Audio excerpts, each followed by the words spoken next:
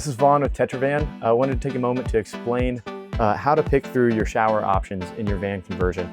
So to start, we have a full standing shower, and that is a way to build in your van. It takes a lot of time. It can also cost a lot of money, especially a lot of labor. And you're going to be kind of building your shower with FRP using caulk, adhesive, or you could even buy a shower that exists on market. But it's still going to take time to plumb and make sure that you caulk and get that shower water sealed. There's a couple other options for van life in general. We have the Tetravan folding shower, which is a patented folding shower design. And this is moving more into the convertible flip-up shower space. It is a folding shower design that drops down the shower pan. You magnet your curtain around it, and then you'll attach that to your ceiling.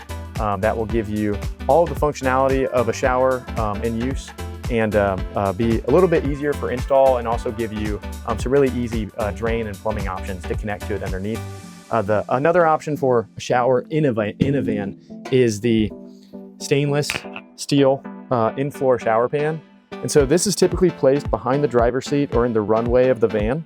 And then there's often a floor cover or bamboo cover that's over top of it to hide the stainless kind of drop into the ground. So this is about 1.75 inches deep.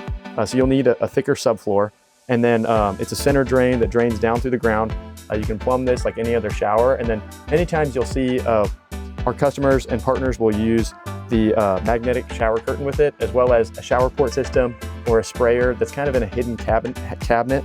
They'll open that up and they'll feed that sprayer through the top of the curtain, and then they'll shower and drain out through the bottom of the van. There's a couple different options for how to build showers inside of your van, and how to pick a difference of one over the other.